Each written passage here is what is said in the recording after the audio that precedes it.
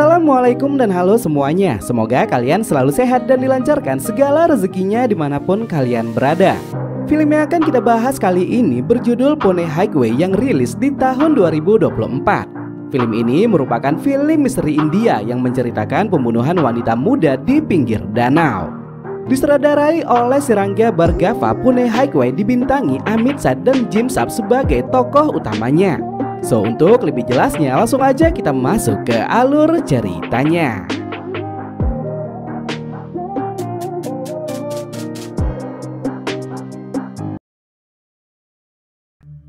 Tahun 2019, danau di sekitaran jalan raya kota Pune ditemukan mayat seorang wanita tanpa identitas. Dan dari seorang warga, inspektur polisi bernama Prabhakar langsung turun ke lokasi. Anak buah Prabhakar bernama Godbole mengatakan jika kematian korban bermotif perampokan. Karena dilihat dari jejaknya, anting dan cincin milik korban telah hilang dan hanya menyisakan gelang tangan yang tidak bisa diambil karena macet. Prabhakar dengan teliti mengamati jasad si wanita. Ia mengatakan kalau Godbole salah besar. Seharusnya jika pembunuhan bermotif perampokan, pelaku sudah memotong tangan korban. Karena bagaimanapun gelang yang dipakainya memiliki nilai jual yang cukup fantastis.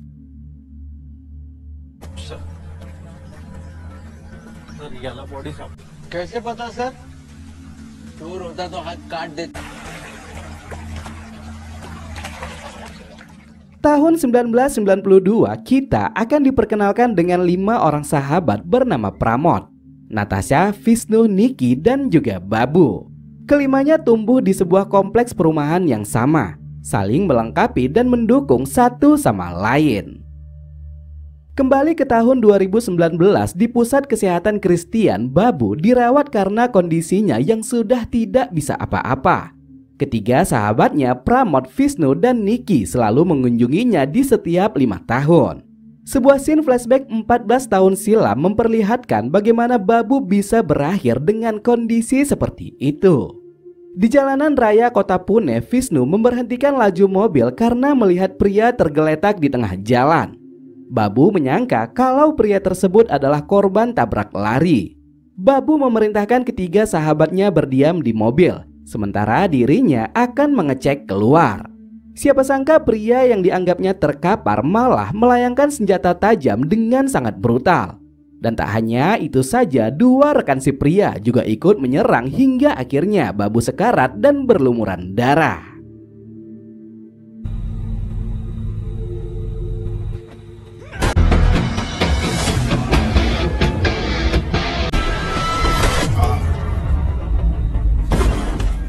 Usut punya usut, pelaku penyerangan adalah anak buah tokoh penting bernama Mansekar. Dan alih-alih membantu, Pramod yang ternyata adalah orang kepercayaan Mansekar mengatakan jika Babu telah mencuri perhiasan berharga milik majikannya. Pramod melarang Nikki dan Vishnu buka suara tentang penyerangan tersebut. Karena jika mereka berani mengadukannya kepada polisi, maka ketiganya akan bernasib sama seperti Babu. Kasus penyerangan Babu ditangani oleh Inspektur Prabhakar yang masih menjabat sebagai wakil inspektur. Dan ketika ditanyai, Vishnu mengatakan jika penyerangan yang terjadi kepada Babu dilakukan kawanan perampok yang tidak dikenalnya.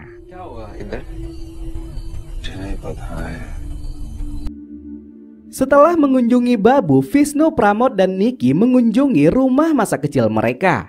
Di sana Vishnu bertemu dengan Natasha, namun keduanya tampak tidak akur. FYI, Vishnu saat ini telah menjadi pengacara besar dan tinggal di kota Mumbai. Sedangkan Pramod menjadi orang kepercayaan Mansekar dan banyak menjalankan bisnis besar di kota Pune. Pramod juga telah menikah dengan wanita bernama Sima yang merupakan teman dekat Natasha. Sedangkan Natasha sendiri tidak menikah lantaran cintanya pernah ditolak oleh Vishnu. Dokter forensik mengatakan jika wanita yang menjadi korban pembunuhan meninggal dunia disebabkan patah leher bagian belakang. Pelaku menenggelamkannya setelah si wanita tersebut tidak bernyawa. Dan faktanya tubuh si wanita telah tenggelam selama 4 hari. Fakta lain yang juga terungkap adalah kondisi si wanita yang ternyata sedang dalam keadaan hamil. Dead body कभी झूठ नहीं बोलती. Arvin adalah putra tokoh politik bernama Saple. Ia dijodohkan oleh putri semata wayang Mansekar bernama Mona. Saple sangat mengharapkan perjodohan tersebut lantaran Mansekar mampu menaikkan karir politiknya di kota Pune.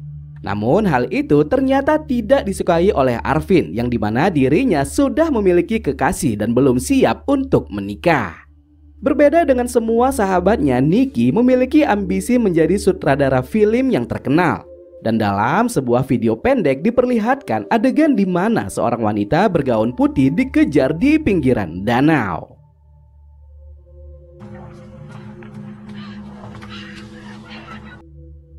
Pramod tiba di kediaman Mansekar dan di sana Mansekar baru saja merundingkan tanggal pernikahan Arvin dan Mona bersama Saple.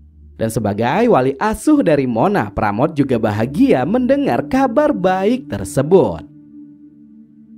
Mansekar mengatakan kepada Pramod jika Mona memberitahu kalau dirinya pergi ke sebuah acara meditasi di kota Vipassana. Namun hal itu membuat Mansekar bingung lantaran Mona tidak menelpon dan hanya mengirimkan pesan dari WhatsApp. Sebuah scene flashback 14 tahun silam memperlihatkan di mana Pramod pertama kali tiba di kediaman Mansekar. Dan di sana ia bertemu dengan Mona, gadis kecil yang sangat periang.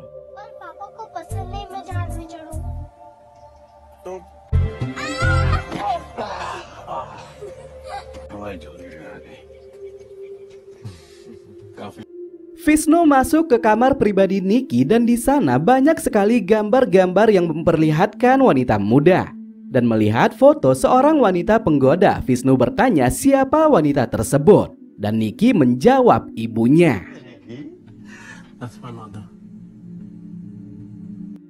Tahun 1992, Nicky dibesarkan tanpa seorang ayah. Ibunya yang memiliki paras cantik memilih mencari nafkah dengan menjadi wanita penghibur. Ibu Nicky sering memasukkan pria mulai dari pekerja kantor, dokter, tukang air, tukang pos, dan banyak lagi ke rumah mereka. Saat sedang bekerja, Nicky selalu diperintahkan keluar oleh sang ibu. Dan hal tersebut ternyata membuat mental Nicky terganggu sampai sekarang ini.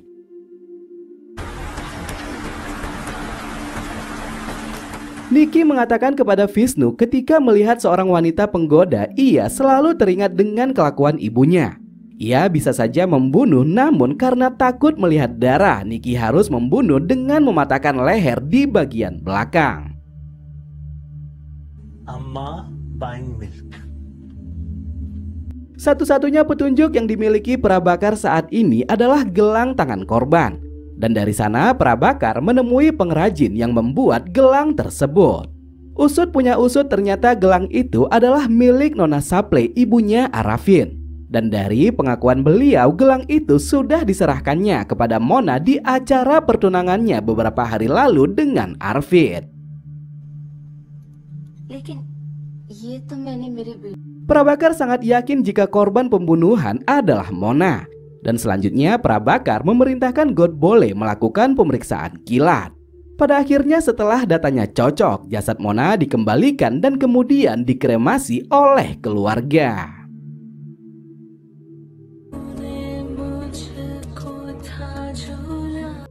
Pramod mengatakan kepada inspektur jika ia mencurigai Arvin di balik pembunuhan Mona. Karena bagaimanapun selama ini Arvin selalu bersikap kasar kepada korban. Sama halnya seperti Pramod, Mansekar sebenarnya juga pernah mendapatkan pengaduan yang sama dari Mona. Akan tetapi ia tidak terlalu menggubrisnya lantaran menganggap hal tersebut adalah masalah kecil sebelum berumah tangga. Pramod memberitahu sebuah rahasia di mana Mona pernah bercerita jika Arvin mengajaknya ke sebuah danau. Namun di sana Arvin menakut-nakuti Mona dengan cairan asam.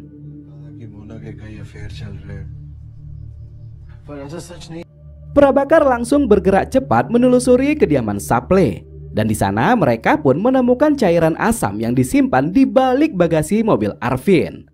Pada akhirnya karena temuan tersebut, Arvin kemudian dibawa untuk diinterogasi. God Bole menemukan petunjuk lainnya di laptop milik Mona. Di akun media sosialnya, Mona pernah mendapatkan komentar panas dari akun bernama Muscleman. Good Boleh juga menambahkan ada sebuah folder terkunci di laptop milik Mona. Dan saat ini mereka belum bisa mengaksesnya lantaran harus menunggu ahli IT. Siapa sangka yang menjadi pengacara Arvin adalah Vishnu. Vishnu dibayar mahal untuk mendampingi Arvin yang sedari awal mengaku kalau dirinya bukanlah pelaku pembunuhan Mona. Prabakar yang melihat Vishnu langsung teringat dengan momen 14 tahun silam. Dan nyatanya sampai sekarang ini Vishnu masih merahasiakan jika Mansekar adalah dalang di balik penyerangan Babu. Setelah berdiskusi panjang lebar, Vishnu mengantongi 6 alibi yang membuktikan jika Arvin tidak bersalah. Dan siapa sangka hal tersebut malah memicu kemarahan dari Pramod. Sebuah rekaman CCTV di pintu tol Pune memperlihatkan jika Mona menyetir mobil bersama seorang pria pada pukul 10.30 pagi. Dan pada pukul 6.30 malam mobil tersebut kembali, namun yang menyetir bukanlah Mona melainkan seorang pria. Berdasarkan alibinya di hari pembunuhan, Arvin ternyata berada di pesta pernikahan temannya pada pukul 5 sore sampai 10 malam. Sehingga bisa dipastikan pria yang ada di dalam mobil tersebut bukanlah dirinya. Pramod tidak percaya jika sahabatnya mau membela tersangka yang jelas-jelas mereka curigai sebagai pelaku pembunuhan. Dan melalui scene flashback 14 tahun silam, kita diperlihatkan bagaimana Pramod menjaga Mona seperti adik kandungnya sendiri. Mona melihat sebuah tato berlambang huruf B dengan sayap di tangan kanan Pramod. Dan ketika dewasa, Mona juga melihat tato yang sama di tubuh Vishnu dan juga Nikki.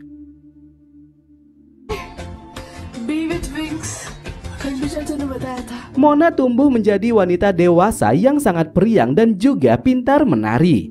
Dan di sisi lain, Mona juga sangat tertarik dengan cerita masa lalu tentang kehidupan Vishnu, Pramod, Nikki, Babu, dan juga Natasha. Di kantor polisi sebuah bukti kembali ditemukan. Di sebuah folder yang tersimpan di dalam laptop ada video yang menunjukkan jika Natasha pernah mengancam akan membunuh Mona. Prabakar bergerak cepat melakukan penangkapan dan melihat kehadiran Natasha di kantor polisi, Vishnu sangat terkejut. Natasha tidak mau banyak bicara lantaran ia tidak mau lagi berhubungan dengan Vishnu. Namun setelah Vishnu menyambungkan panggilan kepada Pramod, Natasha buka suara kalau dirinya bukanlah pelaku pembunuhan Mona.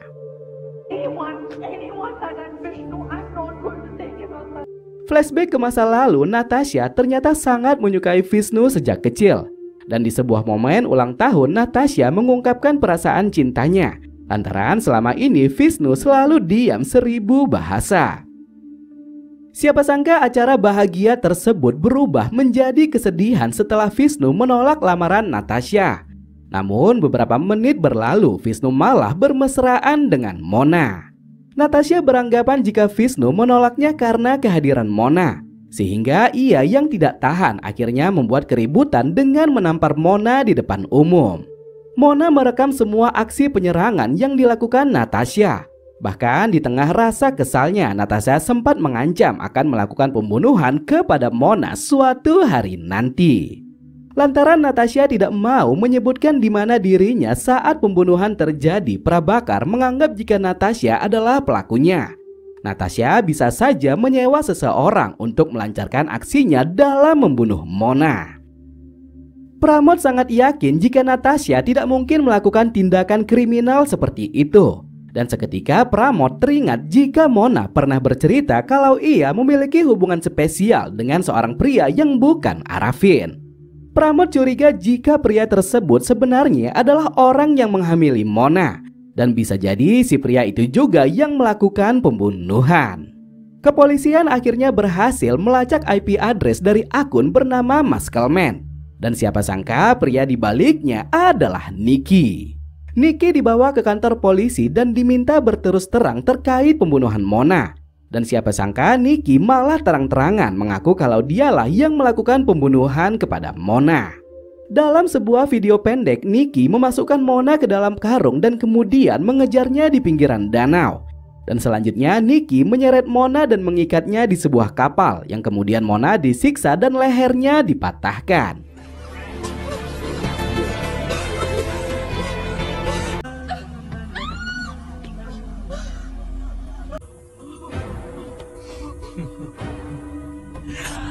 Vishnu tidak percaya jika mental sahabatnya sudah terganggu sampai separah ini.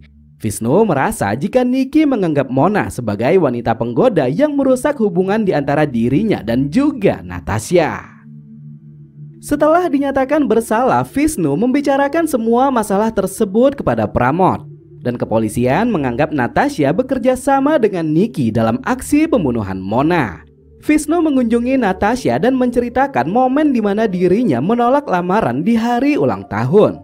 Vishnu mengatakan jika ia menolak Natasha bukan karena Mona. Ketika masih kecil, Vishnu kehilangan sang ibu karena kecelakaan. Dan sejak saat itu, Vishnu berjanji tidak akan menikah dengan wanita manapun. Mansekar yang masih percaya jika Arvind adalah pelaku pembunuhan putrinya memerintahkan Pramod menegakkan keadilan untuk Mona. Dan pada akhirnya Mansekar mengirim pembunuh bayaran membakar tubuh Arvind di depan umum. Di interogasi selanjutnya, Nicky mengatakan kepada Prabakar jika ia memiliki 2 video lain yang berkaitan dengan Mona. Akan tetapi setelah videonya diperlihatkan, Nicky ternyata bukanlah pelaku pembunuhan. Dan adegan penyiksaan kepada Mona hanyalah potongan scene dari sebuah film.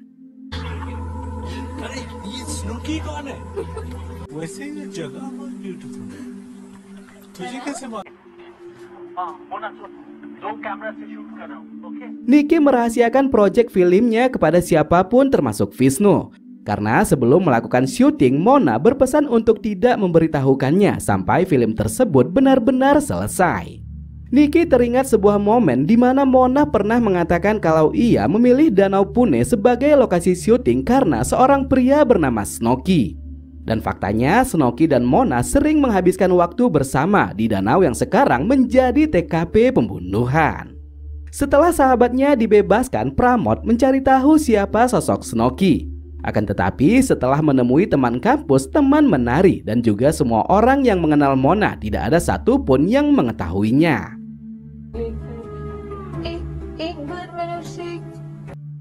Vishnu akhirnya mendapatkan telepon dari pria bernama Gili yang memberikan kesaksian jika Natasha ada bersamanya saat hari pembunuhan Mona.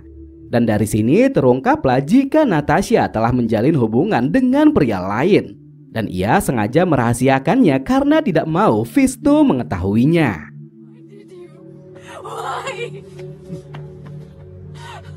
Prabakar merasa putus asa lantaran 3 tersangka yang dicurigai semuanya memiliki alibi kalau mereka bukanlah pelaku pembunuhan Mona. Namun walaupun begitu, Prabakar tetap akan mencari siapa pelaku sebenarnya. Malam di mana Pramod mengadakan pesta kecil-kecilan, Prabakar kembali hadir dan mengatakan jika pelaku pembunuhan Mona telah ditemukan. Proof नहीं, हमें कोई ऐसा प्रूफ चाहिए. Prabakar berjalan ke arah Vishnu dan selanjutnya Vishnu berjalan ke arah Pramod. Dan di hadapan semua orang, Vishnu memanggil Pramod dengan sebutan Snooki, pria yang tak lain adalah kekasih misterius dari Mona. Dengan bantuan ahli IT, Prabakar berhasil membuka folder terkunci di laptop milik Mona. Dan di sana ada sebuah video di mana Mona sedang menari dan menarik tangan seorang pria dengan sangat manja. Prabakar segera menyampaikan video tersebut kepada Vishnu. Dan melihat tato berlambang huruf B bersayap, Vishnu sangat yakin jika itu adalah sahabatnya yang tak lain adalah Pramod. Sima dan Natasha sangat kecewa dengan fakta yang terungkap. Dan tanpa sepatah kata pun mereka meninggalkan Pramod dengan perasaan yang sangat kecewa. Pramod akhirnya buka suara kalau dirinya lah yang telah melakukan kesalahan besar. Menjadi pendamping Mona sejak kecil ternyata membuatnya lupa diri dan mengabaikan semua kebaikan orang di sekitarnya. Mona diam-diam memiliki perasaan cinta kepada Pramod. Dan alih-alih bersikap tegas, Pramod malah larut dalam hubungan terlarang tersebut. Sampai suatu hari mereka berdua memutuskan berjalan jauh dan berhenti di sebuah danau yang dimana danau itu menjadi tempat favorit keduanya.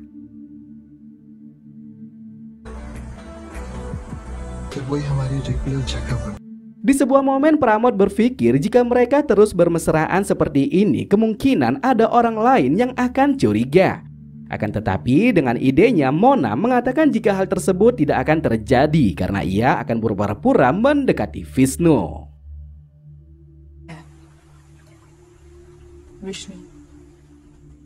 Berbulan-bulan menjalani hubungan gelap, Mona akhirnya mengandung bayi dari Pramod. Dan setelah mengetahui fakta itu, Pramod malah memerintahkan Mona menggugurkan bayi karena akan menimbulkan masalah besar. Mona jelas saja tidak setuju lantaran ia sangat mengharapkan Pramod menjadi suaminya. Dan siapa sangka di tengah perdebatan tersebut Mona terjatuh dan lehernya menghempas kayu besar yang membuatnya meninggal dunia. Tidak tahu harus berbuat apa lagi, Pramod akhirnya membuang jasad Mona ke dalam danau. Dan sambil mengingat momen kebersamaan mereka, Pramod merasa sangat bersalah karena telah melukai orang-orang yang selama ini sudah baik kepadanya. Untuk menghilangkan barang bukti, Pramod mengambil ponsel Mona dan kemudian mengirim pesan ke 3 orang, yang diantaranya adalah Mansekar, ibunya Arvin, dan dirinya sendiri. Intinya dalam pesan tersebut, Pramod mengatakan kalau Mona tidak pulang ke rumah lantaran menghadiri acara meditasi di kota Vipassana.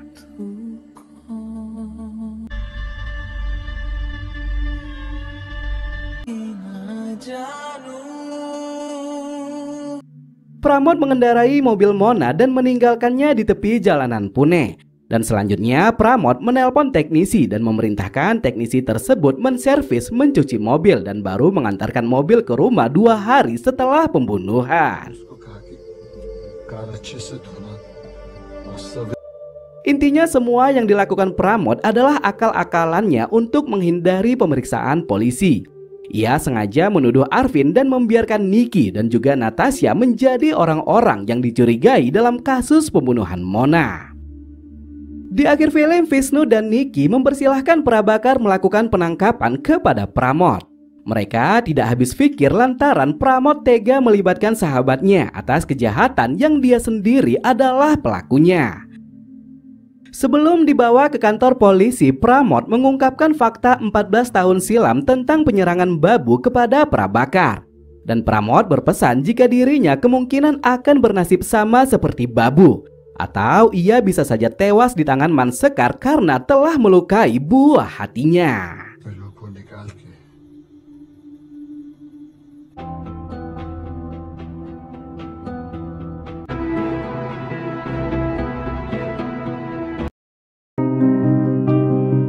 So mungkin sampai di sini aja ya cerita kali ini. Makasih banyak yang sudah hadir. Jika ada kata-kata saya yang salah, mohon dimaafkan. Saya Ahmad pamit undur diri. Tetap hidup sehat. Thanks for watching and see you to the next video. Bye bye.